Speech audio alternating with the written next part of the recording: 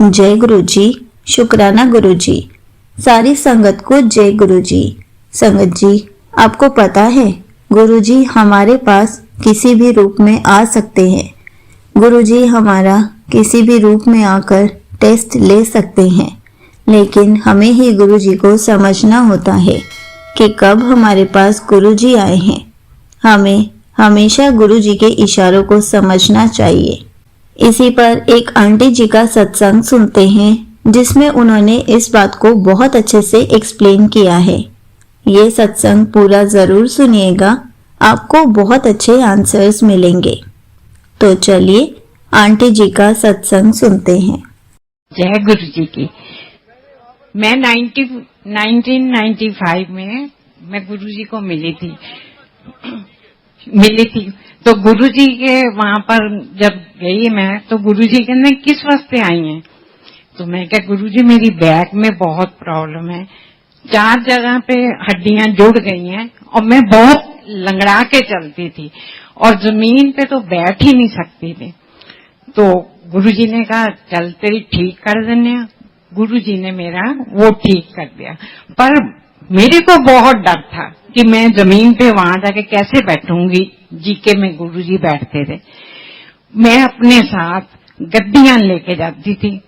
तो गुरु जी ने क्या, कल तो गद्दियां नहीं लेके आनी, पर मेरे को डर, कहाँ मेरा घर, कहाँ गुरु जी, मैं नहीं बैठ सकूंगी। तो मैंने एक लिफाफे में वो पॉलिथीन में डाल ली गद्दियां और उसके ऊपर तौलिया रख दिया और मैं गुरुजी के पास चली गई। गुरुजी फिर कहते तन्नू किया ना गद्दियां नहीं लेके आनी, फिर तू गद्दियां लाएंगे। बड़ा समझ नहीं आया, भी किसने बताया? गुरुजी को पॉलिथीन में है। मैंने इनको पूछा कि आपने बताया? कहते नहीं, मैं क्यों बताऊंगा।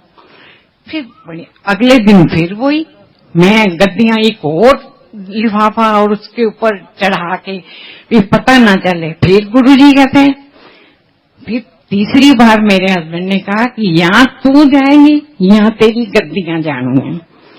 तो मैं गद्दी ले गई। मैं क्या, मैं गाड़ी में रख देती हूँ, नहीं बैठा जाएगा तो मैं वापस आ जाऊंगी। मैं वहां गई तो मैं 3 घंटे गुरुजी के चरणों में वहां बैठी रही, मुझे कोई प्रॉब्लम नहीं।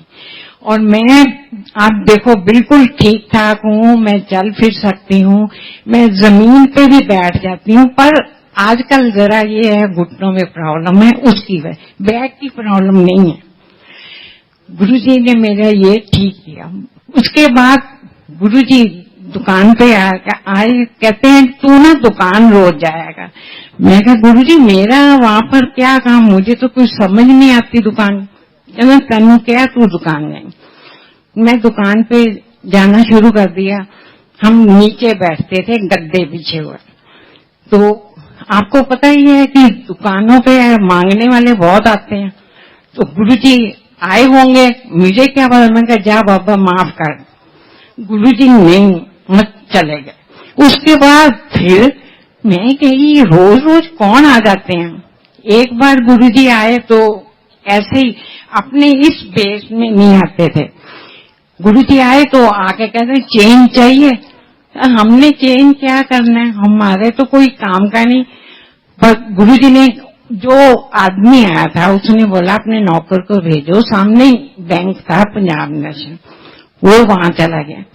नौकर ने पैसे इनको दिए, जो आदमी था तो वो अंदर चला गया बैंक में। उसके बाद आया ही नहीं।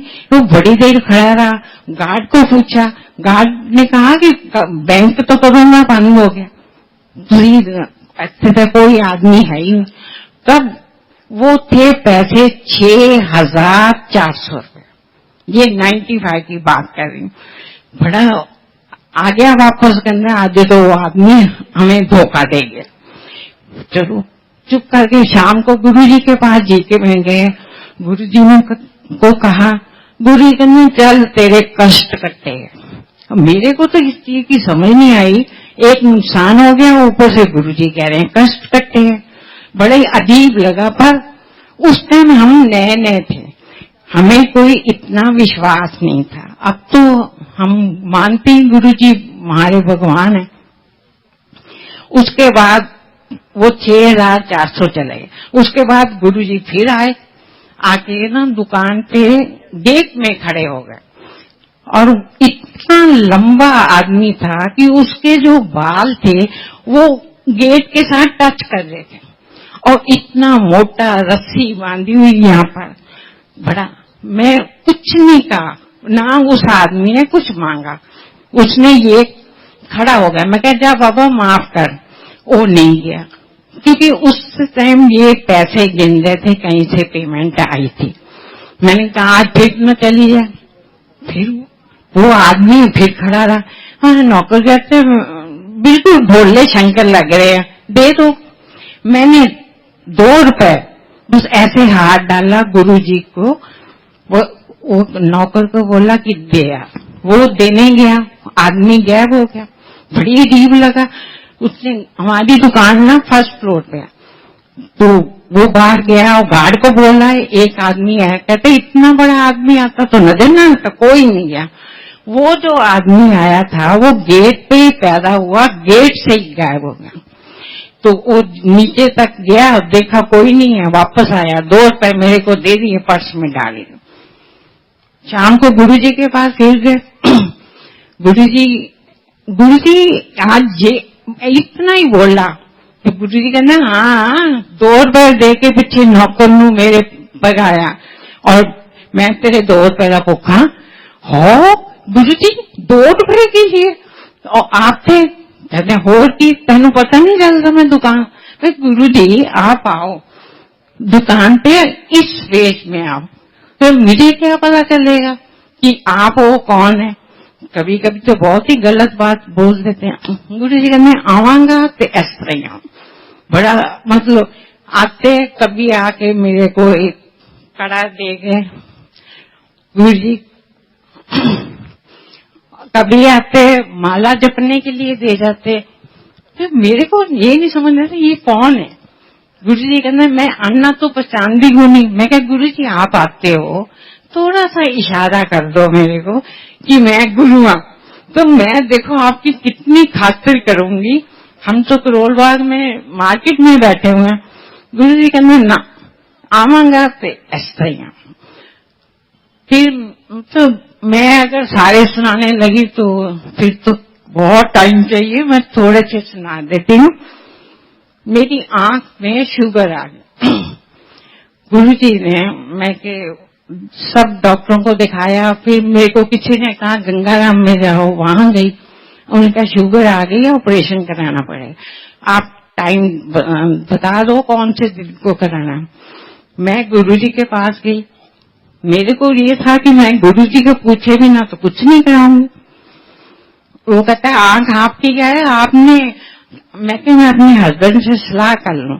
कहता आंख आपकी है हस्बैंड को, मैं क्या फिर भी पूछना तो बनता है ना।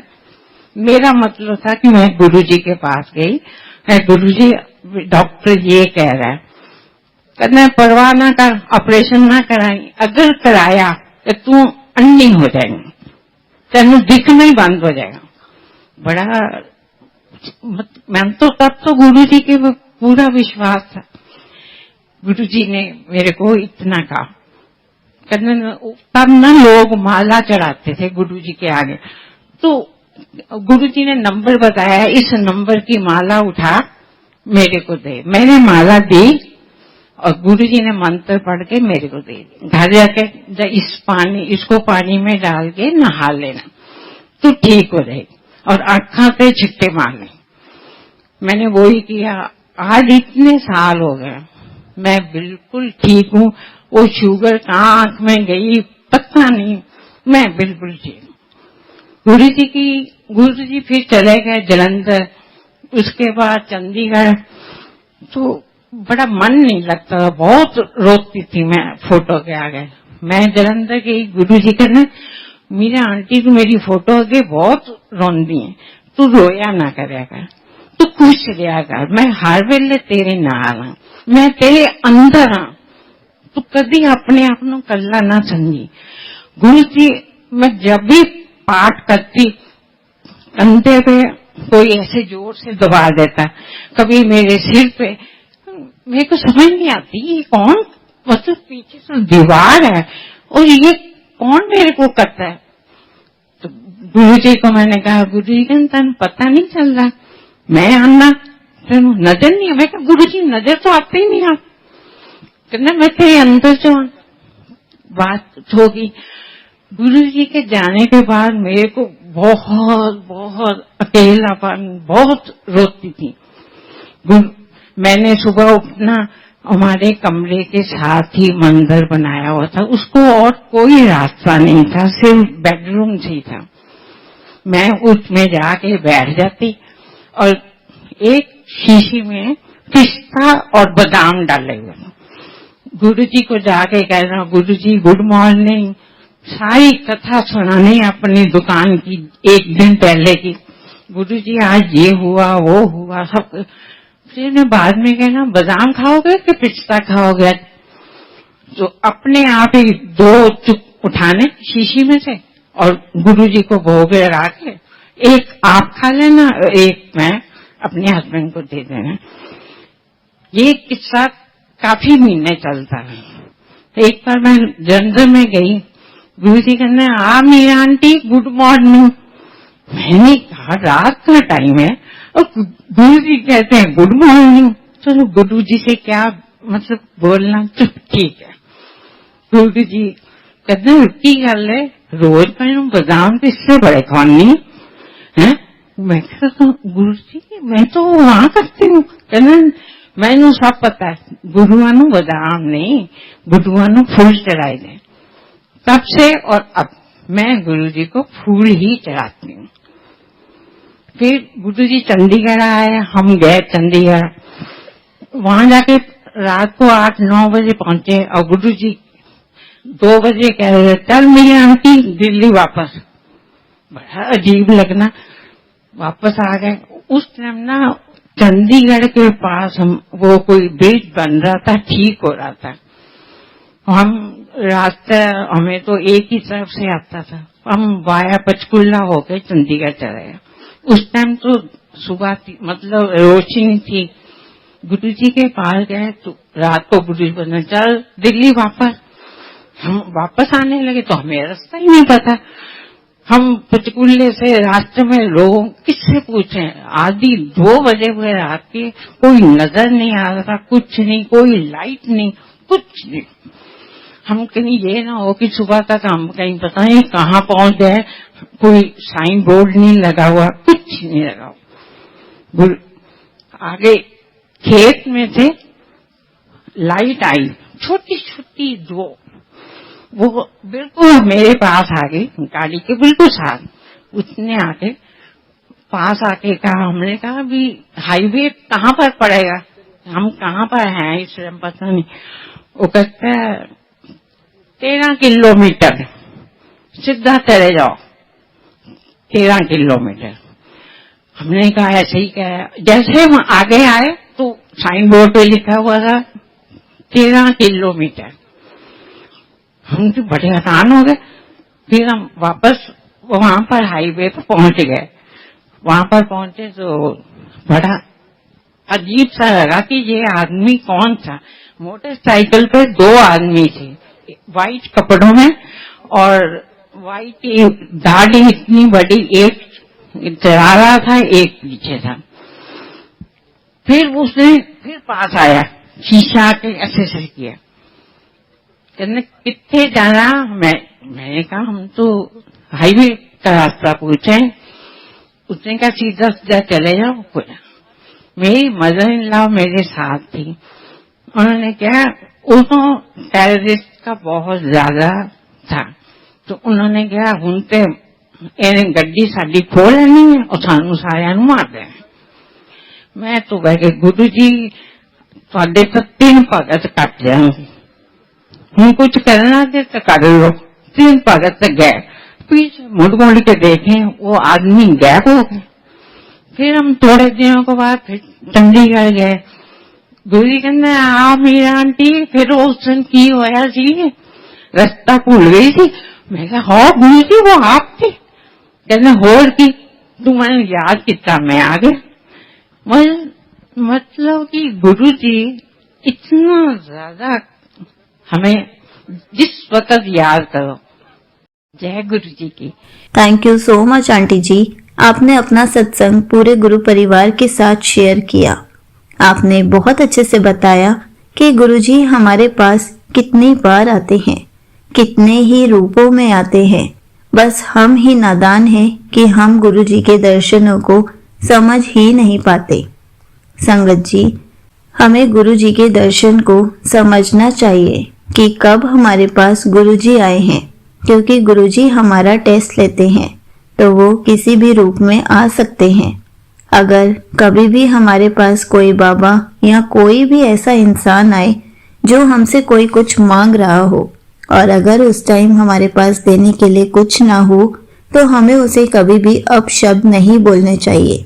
हमें सिर्फ उनके सामने हाथ जोड़ देना चाहिए, क्योंकि ये सब हमें गुरुजी ने ही सिखाया है कि अगर किसी को कुछ ना दे सको तो किसी को अपशब्द भी ना कहो, सिर्फ उनके सामने हाथ जोड़ दो ताकि वो आगे चले जाए।